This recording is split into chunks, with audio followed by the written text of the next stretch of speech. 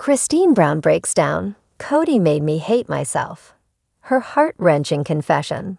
The air in the confessional room was heavy, almost still, like it had been waiting for this moment. Christine Brown sat under the dim lighting, her hands trembling slightly as she clutched a tissue. Her smile, so often used to deflect pain, was gone. Her face bore the raw truth of someone who had carried emotional scars for far too long. This wasn't just another interview. This was her reckoning. For years, Christine had played the role expected of her: the devoted wife, the patient mother, the loyal member of the plural family. She had smiled through heartbreak, swallowed disappointment, and convinced herself that if she just tried harder, maybe, just maybe, Kody would truly love her. But now, after years of silence, she was finally ready to tell the truth. And it started with 7 devastating words. "Kody made me hate myself," she whispered. The beginning of the end. Christine hadn't always felt this way. In the early days of her marriage to Kody, she was hopeful, even joyful. The family was young, the relationships fresh. There was chaos, sure, but there was also laughter. She believed in their lifestyle, in their unity, in their purpose. But as the years rolled on and the family grew, more children, more wives, more complexity, Christine began to notice a shift.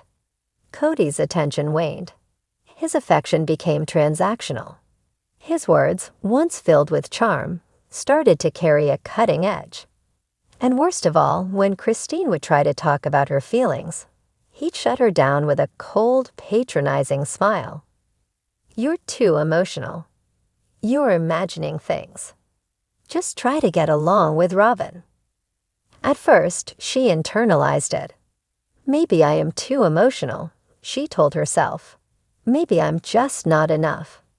"I started believing that something was wrong with me," Christine admitted during the confessional. "I wasn't as thin or as calm or as agreeable. I became obsessed with trying to be what he wanted until I completely lost who I was, living in Robyn's shadow." What made it worse, Christine explained, was the growing presence of Robyn in their lives. Kody's last wife seemed to consume more and more of his time, attention, and affection. While Christine struggled to get a kind word, Robyn got roses. While Christine waited months for a meaningful conversation, Robyn had Kody on speed dial. "We were all married to him," Christine said softly, "but only one of us felt married to him." The favoritism was blatant. It wasn't about jealousy, it was about imbalance, and the emotional starvation that came with it. Family dinners turned into awkward performances. Holidays were laced with tension, and whenever Christine voiced her concerns, she was made to feel petty. "I was gaslighting myself," she said, voice cracking. "I kept telling myself I was overreacting, that I needed to be more supportive. But deep down, I was suffocating." The breaking point. There was no single moment when everything broke. It was a slow, soul-crushing unraveling. 1,000 little instances where Christine was made to feel invisible.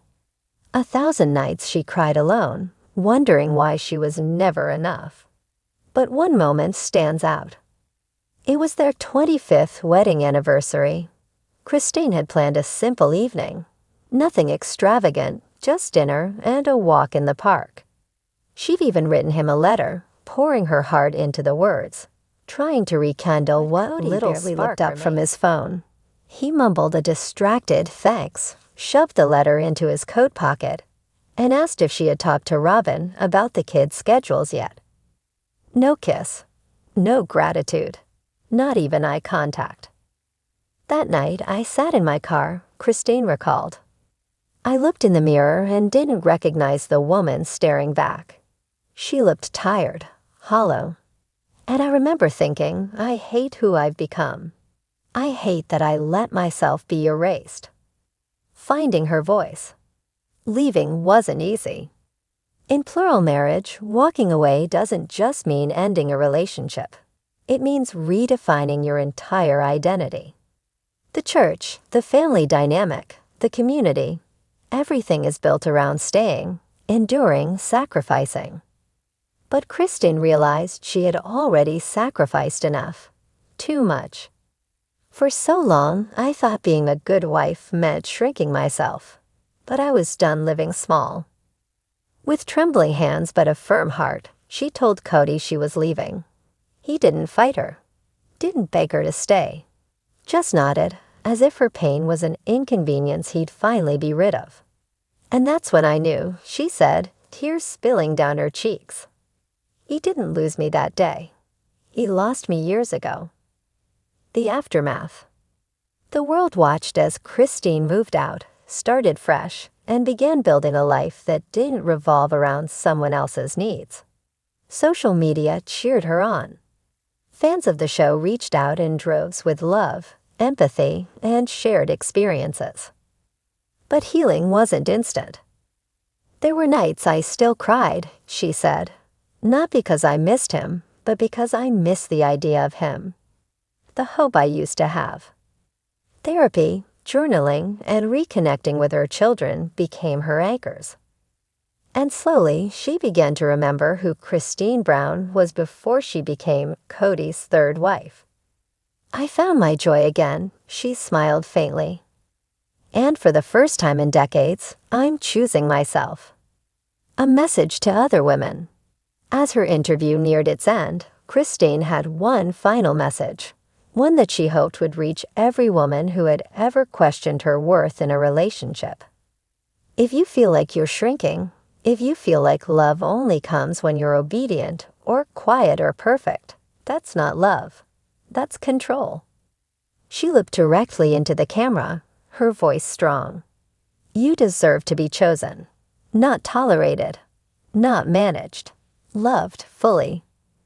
Rebirth. Today, Christine is flourishing. She's embraced independence with grace and grit. She travels more, laughs louder, holds her head higher. And though scars remain, they no longer define her. They remind her of how far she's come. My story isn't about divorce, she said, standing up from the interview chair. It's about rebirth. And as she walked out of the studio, her shoulders back and her spirit lighter, it was clear. Robyn Brown didn't just survive heartbreak. Robyn Brown's rise. She rose from it. I found myself after he let me go. The sun filtered gently through the curtains of Christine's new home, smaller, cozier, and filled with something she hadn't felt in years. Peace. No more pretending. No more shrinking herself. No more waiting for a man to choose her. For the first time in decades, Christine woke up not as someone's wife, not as part of a system that didn't love her back, but simply as herself. And she loved that woman more every day. The children speak. Her decision to leave didn't just transform Christine, it changed the emotional temperature of the whole family. For years, the Brown children had witnessed their mother suffer quietly.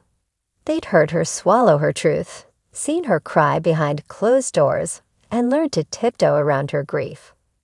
They were raised in a system where their mother's needs were always second to someone else's. So when Christine finally walked away, she didn't just free herself. She showed her kids what self-respect looked like. My mom taught me what it means to be brave, said her daughter, Isabel, in a candid moment on camera. She left when everyone else thought she'd stay forever. She put her happiness first, and I've never respected her more. Even Peyton, Christine's son, who had long wrestled with the family's complexities, expressed something he hadn't in years: pride. I always thought strength looked like enduring, but Mom showed us that strength is also knowing when to walk away. Kody's crisis. Back in Flagstaff, Kody was unraveling. Publicly, he insisted he was fine, that Christine had made her choice, that he respected it. Privately, he was flailing.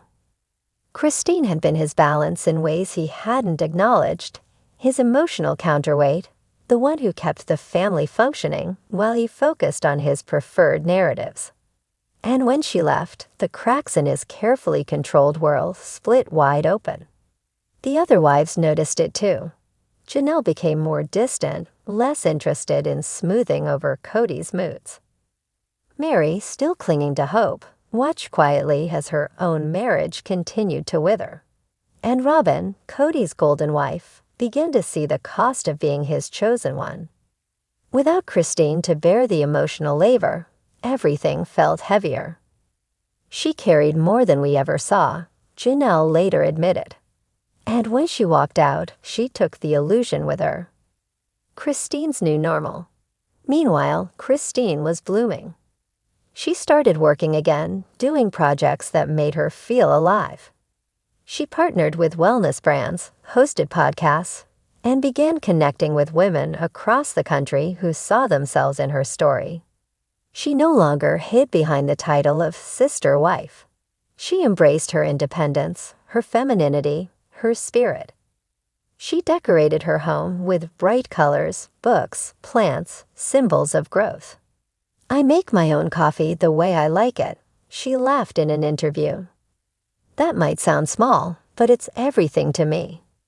I used to drink it how Kody liked it, light, barely sweet.